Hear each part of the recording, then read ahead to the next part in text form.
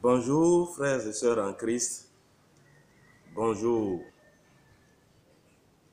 je salue tout le monde, je vous salue dans le nom précieux de Jésus-Christ de Nazareth.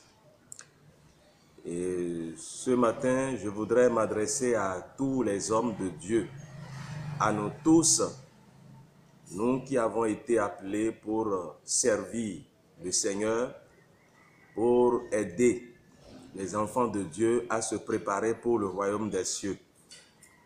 Je voudrais que nous comprenions l'œuvre, la tâche que le Seigneur nous a confiée. Je voudrais que nous saisissions l'importance de cette tâche, de ce travail que nous faisons. Nous avons été mandatés pour pouvoir aider les enfants de Dieu à se préparer pour le ciel, pour le royaume des cieux. Et ils doivent obligatoirement hériter ce royaume des cieux. Pour cela, vous qui êtes serviteurs de Dieu, vous qui exercez l'œuvre de Dieu, vous qui avez été appelés par le Seigneur lui-même, afin de faire sa volonté, afin de faire ce qu'il désire pour le peuple de Dieu. Il a envoyé son Fils, son unique, et ce Fils est venu dans ce monde, vous le savez déjà. Il s'est donné, on l'a flagellé, on l'a battu de verge, et il s'est sacrifié pour les enfants de Dieu que nous sommes tous. Et le pasteur, et les apôtres, les évangélistes, les docteurs, les prophètes de nos jours, depuis que Jésus-Christ a été crucifié, il a été crucifié pour sauver tout ce monde-là, dont les premiers chrétiens, les apôtres, ceux qui l'ont vu, qui ont marché avec lui. Aujourd'hui, nous qui sommes en train d'emboîter leurs pas, nous qui sommes en train de servir le Seigneur comme eux, la parole a été écrite et elle s'adresse à nous aujourd'hui. Au moment où eux autres étaient avec le Seigneur, la parole n'était pas écrite, mais le Seigneur les a utilisés pour pouvoir écrire sa parole, pour que nous, aujourd'hui, nous puissions bénéficier de sa parole. Et nous allons lire 1 Pierre chapitre 4, le verset 17. 1 Pierre chapitre 4, le verset 17, qui parle du jugement de Dieu. Le jugement de Dieu va venir sur le peuple de Dieu. Le jugement de Dieu sera exercé contre tout enfant de Dieu. Et c'est Dieu lui-même qui le fera. Il va exercer ce jugement contre sa maison. Je lis le texte que nous allons étudier, partager. Le texte dit, car c'est le moment où le jugement va commencer par la maison de Dieu. Vous avez entendu? Le jugement va commencer par la maison de Dieu. Pourquoi le jugement va commencer par la maison de Dieu? Parce que la maison de Dieu est en possession de la parole de Dieu. La maison de Dieu est en possession de la vérité biblique. Tout ce qui a été dit, la nature de Dieu, tout ce qui a été fait par Jésus-Christ, par Dieu le Père, tout cela a été écrit dans un livre qui est la Bible, la parole de Dieu. Et la Bible nous dit maintenant que le jugement de Dieu va commencer par la maison de Dieu. C'est-à-dire que les enfants de Dieu seront en première position à subir le jugement de Dieu. Et le jugement, qu'est-ce que ça signifie? C'est-à-dire, Dieu va apprécier les bonnes œuvres que les enfants de Dieu aurions faites que les enfants de Dieu aurions accompli ce qu'ils vont accomplir, ce qu'ils aurions fait, tous leurs actes, ce qu'ils auraient fait, Dieu va apprécier. Dieu va apprécier les bonnes choses, les bonnes œuvres des enfants de Dieu. Et en deuxième point, Dieu va désapprécier les mauvaises choses, les mauvaises œuvres que les enfants de Dieu aurions faites. Tout cela sera jugé. Et c'est ça, jugement de Dieu, le jugement de Dieu. Juger, c'est ça son contexte, son sens. Apprécier et désapprécier. Maintenant, le jugement de Dieu va commencer par la maison de Dieu. Or, si c'est par nous qu'il commence, quelle sera la fin de ceux qui n'obéissent pas à l'évangile de Dieu? Quelle sera la fin de ceux qui ne font pas ce que l'évangile de Dieu a dit? Quelle sera la fin de ceux qui n'appliquent pas l'évangile de Dieu dans sa totalité? Quelle sera la fin de ceux qui ne prêchent pas le vrai évangile, de ceux qui n'appliquent pas l'évangile à leur personne, à leur vie propre? Quelle sera leur fin? Si c'est par nous que le jugement de Dieu va commencer, si c'est par nous d'abord que le Seigneur va juger de sa propre volonté, va juger nous qui l'avons reçu, nous qui avons reçu son Fils, nous qui invoquons le nom de son Fils, nous qui l'adorons. Si c'est nous qu'il va juger premièrement, alors quel sera notre comportement maintenant? Qu'est-ce que nous devons faire, nous en tant que pasteurs, nous en tant que prédicateurs, en tant que serviteurs de Dieu, dans le champ de Dieu, nous qui travaillons avec lui aujourd'hui? Qu'est-ce que nous faisons de sa parole? Est-ce que l'évangile qu'il nous a donné, l'évangile de salut qu'il nous a accordé, qu'il nous a donné en nous donnant sa parole, alors, est-ce que c'est cet évangile-là que nous prêchons? Est-ce que nous n'avons rien ajouté à cet évangile-là? Est-ce que cet évangile que le Seigneur nous a recommandé d'annoncer au peuple de Dieu, est-ce que c'est cet évangile pur, sans rien ajouter, que nous prêchons? Le jugement va s'abattre sur nous d'abord. C'est par nous que le jugement va commencer. Et dans le livre de Jacques chapitre 3, il est dit encore là que, écoutez, à partir du verset 1er, il est dit: mes frères, qu'il n'y ait pas parmi vous un grand nombre de personnes qui se mettent à enseigner, car vous savez que nous serons jugés plus sévèrement. Nous serons jugés plus sévèrement. Nous serons jugés qui? Nous, qui? Nous, ce sont les enseignants de la parole de Dieu ici, dans son contexte. Qu'il n'y ait pas beaucoup de personnes qui se mettent à enseigner. Si vous n'avez pas reçu le don d'enseignement, alors n'enseignez pas la parole de Dieu. Si vous n'avez pas été mandaté pour pouvoir enseigner le peuple de Dieu, ne faites pas l'œuvre d'un enseignant dans la maison de Dieu. Il faut que vous vous mettez à l'écart. Ce travail ne vous concerne pas. Il faut alors, si réellement vous êtes appelé pour enseigner le peuple de Dieu, il faut alors que vous vous donnez à l'Esprit de Dieu. Vous vous donnez au Saint-Esprit qui est capable, qui est prêt à vous aider, qui est prêt à enseigner le peuple de Dieu à travers votre personne. Il faut que vous vous cultivez. Il faut que vous vous laissez enseigner par le Saint-Esprit qui est le grand maître, qui est le vrai enseignant. Il ne faut pas que vous enseignez des hérésies. Il ne faut pas que vous enseignez les choses qui vous plaisent, vous, prédicateurs. Il ne faut pas que vous choisissez les passages qui vous intéresse pour prêcher au peuple de Dieu.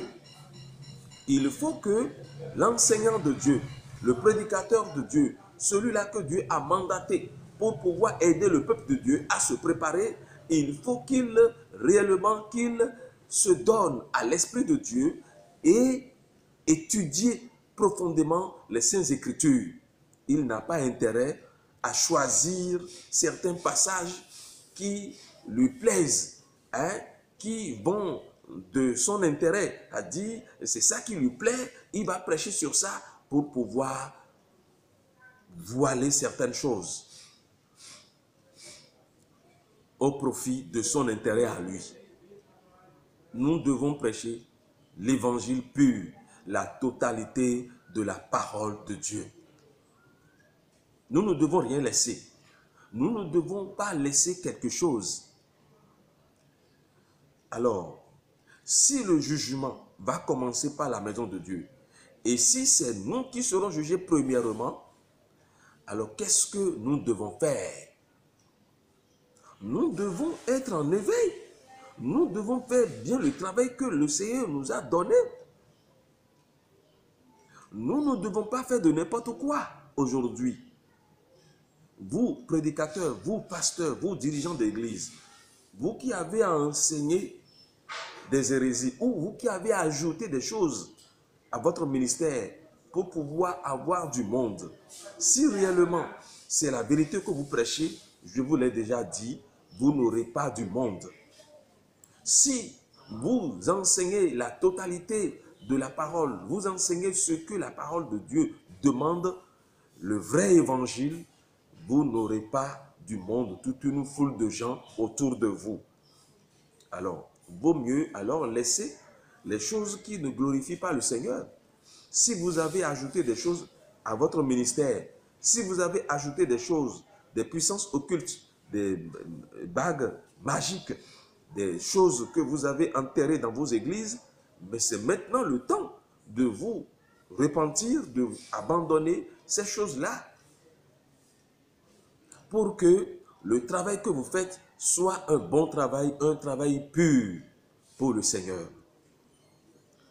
Les enfants de Dieu que vous dirigez, le peuple de Dieu que vous enseignez, si vous ajoutez ces ingrédients, ces choses-là, des ténèbres à votre ministère, ces enfants à qui vous prêchez la parole de Dieu ne seront pas délivrés par le Saint-Esprit, n'auront pas la vraie délivrance.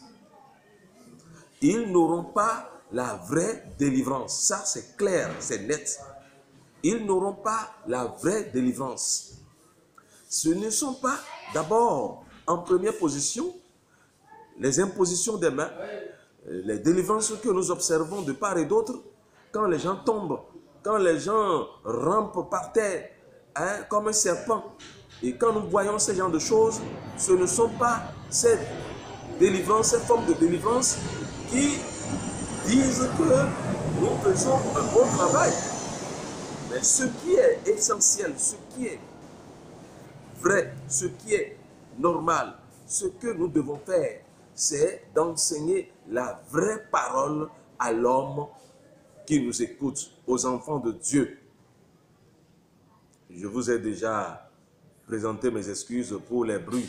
L'avion qui vient de passer, c'est ce bruit-là que vous venez d'entendre. Il ne faut pas que cela vous gêne. Le Seigneur va nous aider et tout rentrera dans l'ordre un jour. Nous ne sommes pas pressés, nous autres. Mais ce que le Seigneur a mis à cœur, nous devons commencer à partager cela au peuple de Dieu.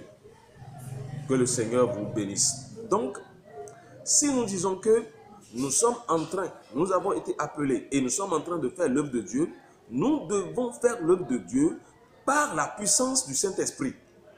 Nous devons nous laisser guider par le Saint-Esprit seul et enseigner la véritable parole qui change, qui délivre, qui guérit, qui bénit. C'est la pure parole que nous devons enseigner. Je n'interdis pas l'imposition des mains. Non. Ça a été dit dans l'Écriture. Mais est-ce que ce sont les bagues préparées, les bagues magiques que vous utilisez? Ce que vous utilisez, en plus, ne donnera pas ce que Dieu désire, ce que Dieu veut. Alors, si vous savez et si vous êtes convaincu que le jugement de Dieu va commencer par nous, que Dieu va nous juger d'abord avant de juger les autres, alors c'est maintenant le temps, c'est maintenant le moment de nous repentir. C'est maintenant de commencer à dire la vérité, à prêcher la totalité de l'évangile que le Seigneur nous a confié. Alors, vous ne pouvez pas rassembler toute une foule de gens, je le répète, je reprends cela. Vous ne pouvez pas rassembler toute une foule de gens autour de vous si c'est vraiment la vérité que vous dites. Car quelqu'un qui dit la vérité ne peut pas avoir d'amis, ne peut pas avoir des gens autour de lui. Il sera détesté, il sera haï. Vous le savez très bien. Alors, il faut dire la vérité. Si c'est à cause de l'argent que vous faites ça, repentez-vous. Maintenant, aujourd'hui, le Seigneur est prêt à vous soutenir. Le Seigneur est prêt à vous bénir par quelqu'un. S'il y a des gens dans vos assemblées qui vous financent, qui vous soutiennent financièrement et qui ne veulent pas entendre la vérité, laissez-les partir. S'ils veulent partir, ils n'ont qu'à partir. Le Seigneur va vous soutenir, vous qui êtes dans la vérité. Sinon, vous allez fabriquer des chrétiens qui ne sont pas guidés par le Saint-Esprit de Dieu, qui n'ont rien de la parole de Dieu en eux. C'est ce genre de chrétiens que vous allez fabriquer dans vos ministères. Ces deux références que nous venons de lire, 1 Pierre 4, 17, Jacques chapitre 3, verset 1er, nous montrent réellement que le jugement viendra sur tout un chacun de nous. Si nous sommes vrais pasteurs, si nous sommes faux pasteurs, nous allons subir le jugement de Dieu. Ça, c'est clair. Alors, maintenant, moi, le Seigneur a mis sur mon cœur de dire ces enseignements, de dire ces paroles à vous qui m'écoutez. Je ne sais pas si vous avez peur du nombre qui restera dans l'église, dans votre assemblée. Je ne sais pas si vous avez peur. Alors, si vous faites référence à la parole de notre Seigneur Jésus-Christ dans Matthieu chapitre 13, lisons Matthieu chapitre 13, ce que Jésus-Christ a dit dans Matthieu chapitre 13, à partir du verset 47. On dit, le royaume des cieux est encore semblable à un filet jeté dans la mer et ramassant des poissons de toute espèce. Quand il est rempli, quand ce filet est rempli, les pêcheurs le tirent et après s'être assis sur le rivage, ils mettent dans des vases ce qui est bon et ils jettent ce qui est mauvais. Voyez-vous, le royaume des cieux est semblable à un filet. Et le royaume des cieux est assis sur quoi d'abord? Le royaume des cieux est assis sur la parole de Dieu. C'est la parole de Dieu qui dirige, qui délivre ceux-là qui sont les participants du royaume des cieux et qui sont sur cette terre. C'est la parole de Dieu. Quand on dit le royaume des cieux, c'est un pays et nous allons hériter ce pays-là. Mais ce qui va nous préparer pour ce pays, c'est la parole de Dieu. Donc ici, je compare la parole de Dieu à ce filet qui est annoncé, qui est propagé à toute une foule, à toute une multitude de personnes. Ces personnes qui ont entendu la parole de Dieu viennent à l'église, oui. Maintenant, à l'église là, quand vous commencez à dire la vérité, quand vous commencez à prêcher sur la nouvelle naissance, quand vous commencez à prêcher sur le péché, quand vous commencez à prêcher sur la vraie conversion, je crois qu'il y aura des gens qui n'aimeraient pas entendre ces choses-là régulièrement. Et ils vont prendre la décision de partir de votre église. D'où la parole qui est sortie, qui est écrite dans le verset 48, on dit quand il est rempli, les pêcheurs le tirent et après s'être assis sur le rivage, ils mettent dans des vases ce qui est bon et ils jettent ce qui est mauvais. Les poissons qui sont bons, les poissons qui sont mangeables, on les conserve. Les poissons qui sont mangeables, on les garde dans un vase ici. Maintenant, les poissons qui ne sont pas mangeables, on les jette. Et vous n'avez pas le droit de jeter quelqu'un, d'expulser quelqu'un de l'église, de chasser quelqu'un de l'église. Vous n'avez rien à faire avec les gens. Vous n'allez pas avoir de problème avec les gens. Personnellement, vous n'allez pas avoir de problème avec les gens.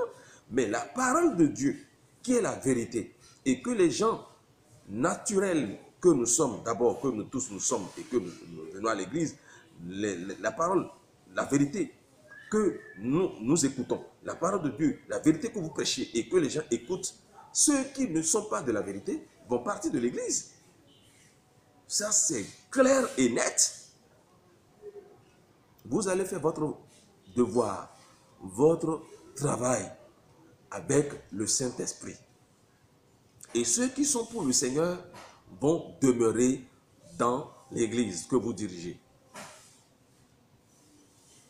Alors, laissez les magies que vous utilisez, que vous appliquez, les puissances occultes que vous exercez pour pouvoir avoir du monde autour de vous, pour rassembler les gens autour de vous. Vous avez peur de souffrir, n'est-ce pas? Vous avez peur de souffrir parce que vous n'aurez pas la somme d'argent que vous voulez avoir. Parce que le nombre serait restreint. Et vous avez constaté que quand il y a du monde, l'argent augmente, les offrandes augmentent, les dîmes augmentent. Et vous vous taisez, vous ne voulez pas dire la vérité, la totalité de l'évangile. Ce n'est pas bien. Le jugement va s'abattre sur le peuple de Dieu un jour. Et c'est le Seigneur lui-même qui va nous juger chacun.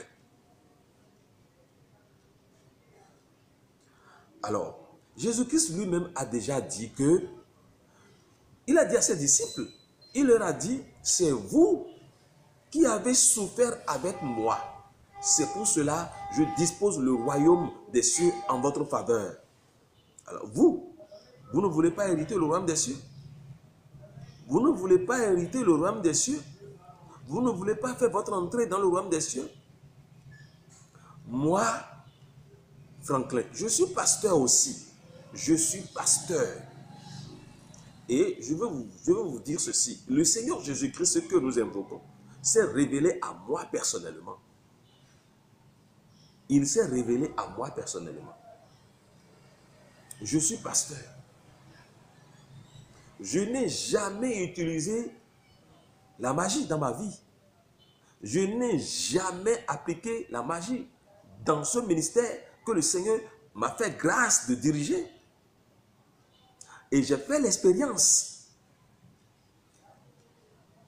Si vous prêchez la vérité, vous n'aurez jamais du monde. Alors, je vous conjure, je vous prie de dire la vérité et de prêcher la totalité de l'évangile de Dieu. Prêchez aussi sur le dépouillement.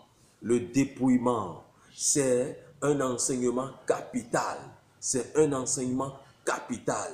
Et je vous l'ai promis, nous allons revenir sur ça un jour. Nous allons faire une vidéo sur ça un jour.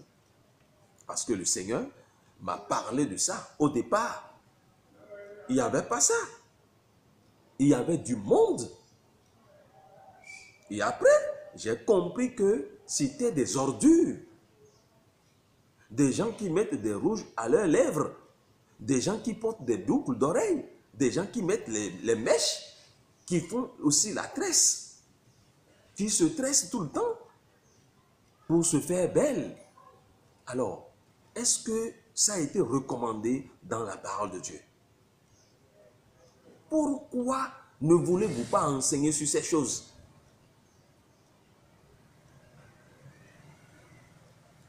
Nous continuons.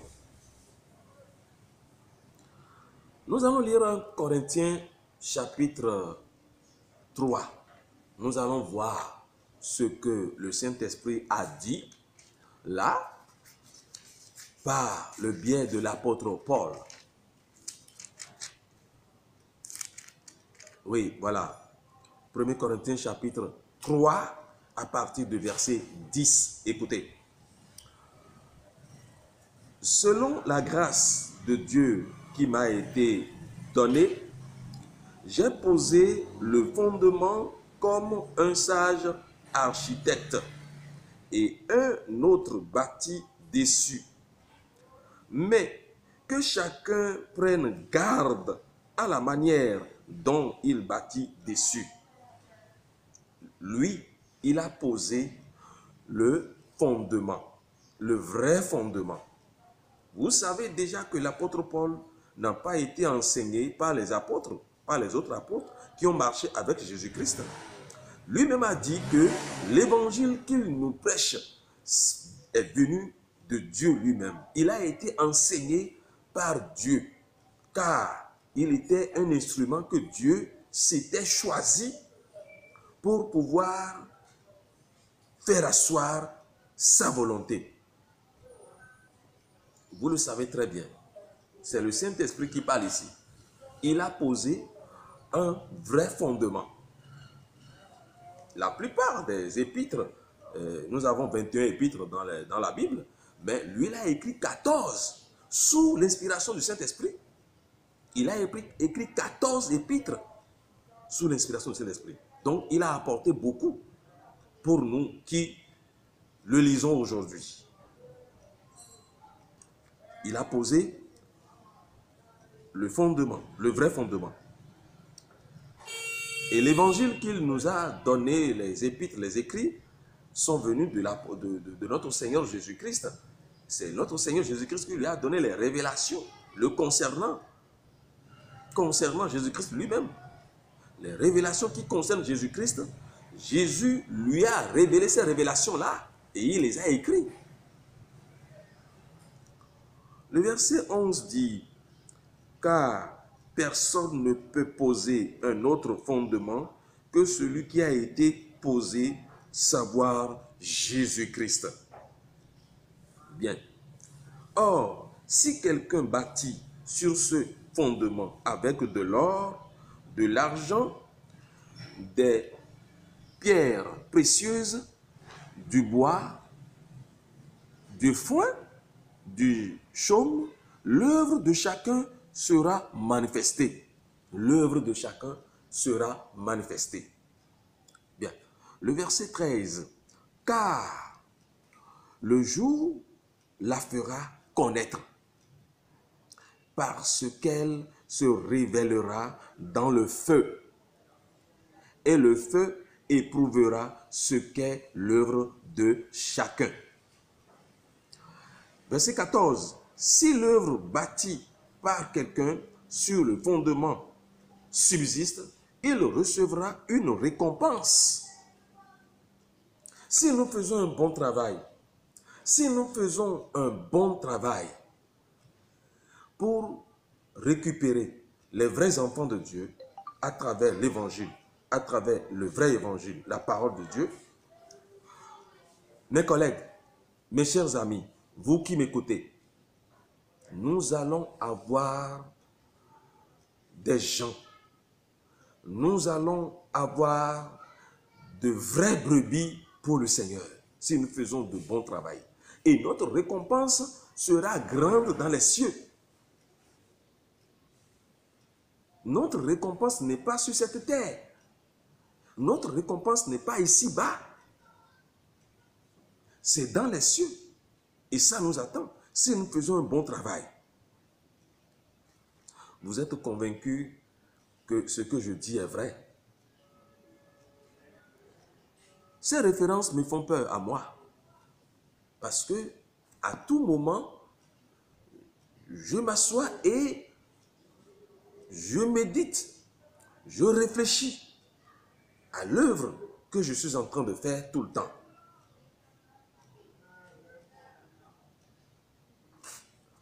Lisons le verset 15, qui est le verset qui me fait vraiment peur. Ici, on dit, si l'œuvre de quelqu'un est consumée, il perdra sa récompense.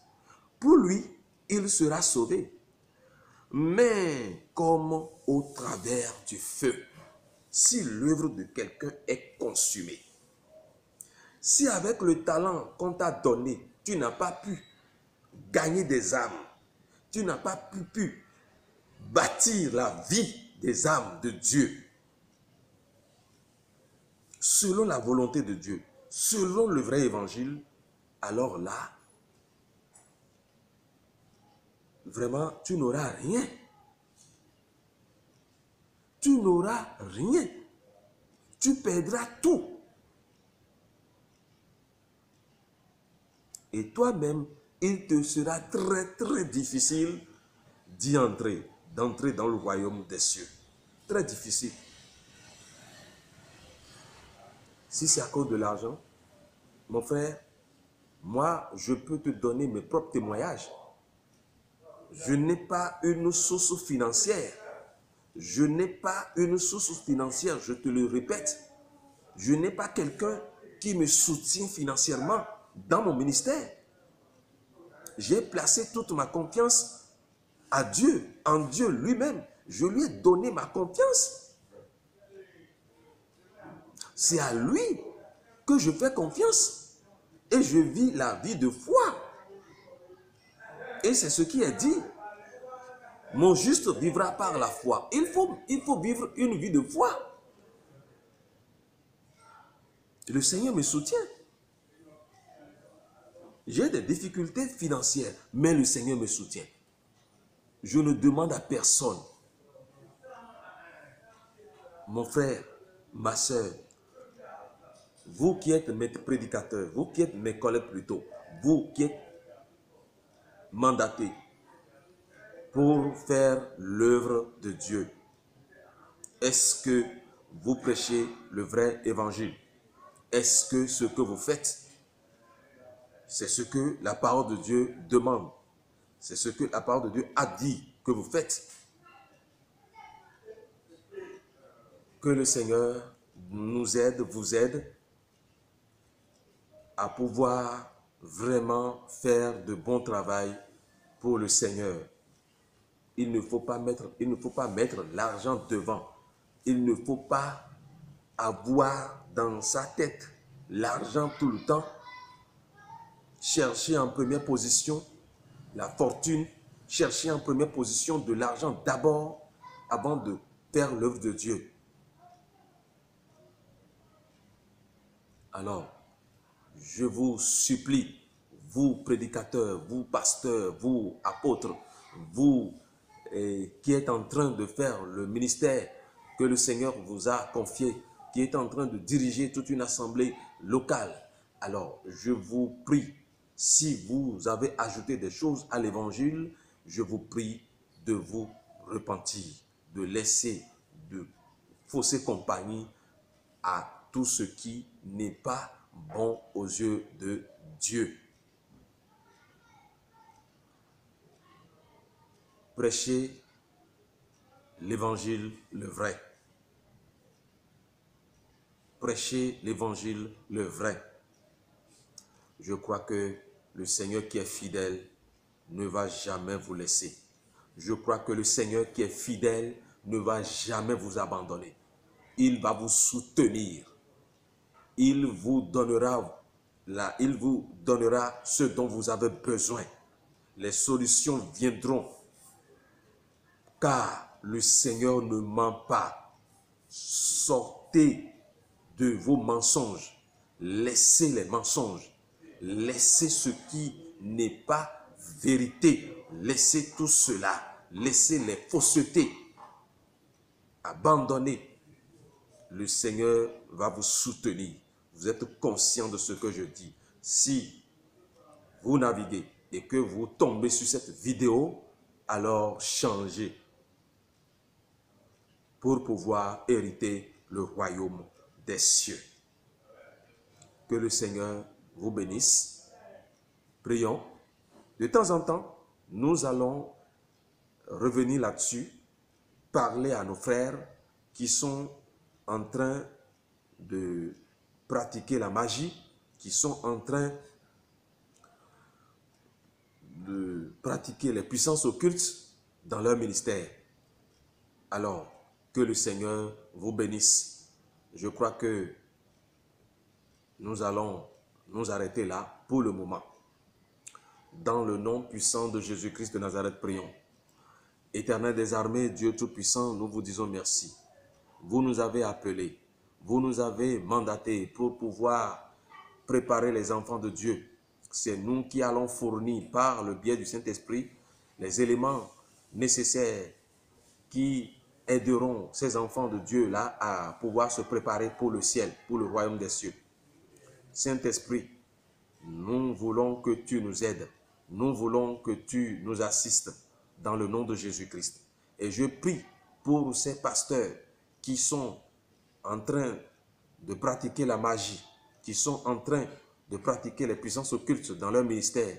Je prie que tu les touches et qu'ils réalisent que ce qu'ils sont en train de faire est mauvais.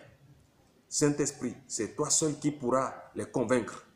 Et la parole de Dieu aussi les convaincra au nom de Jésus-Christ de Nazareth. S'ils ont de la bonne volonté, ils vont se repentir, je suis sûr. Saint-Esprit, il faut les aider. Il faut les aider dans le nom puissant de Jésus-Christ. Qu'ils se répandent, qu'ils abandonnent ce qu'ils sont en train de faire de mauvais. Et que les fidèles qui ont été emballés, attachés dans ces puissances-là, soient délivrés par ta main au nom de Jésus-Christ de Nazareth. Dans le nom puissant de Jésus-Christ de Nazareth, Saint-Esprit, il faut les délivrer. Il faut les délivrer, détruire les alliances ténébreuses dans lesquelles ces fidèles sont. Dans le nom puissant de Jésus-Christ de Nazareth. Que le Seigneur vous bénisse. Vous qui ne vous êtes pas abonnés, je vous encourage, abonnez-vous à la chaîne Nous devons aller au ciel TV pour suivre nos enseignements et pour nous écouter. Dans le nom de Jésus-Christ de Nazareth. Vous pouvez nous appeler sur 00229 97 50 12 16 ou 95 48 47 10. Vous pouvez aussi nous écrire à ndactv1@gmail.com ou à pasteurberger4@gmail.com. Que le Seigneur vous bénisse et qu'il vous garde dans le nom de Jésus-Christ de Nazareth. Amen.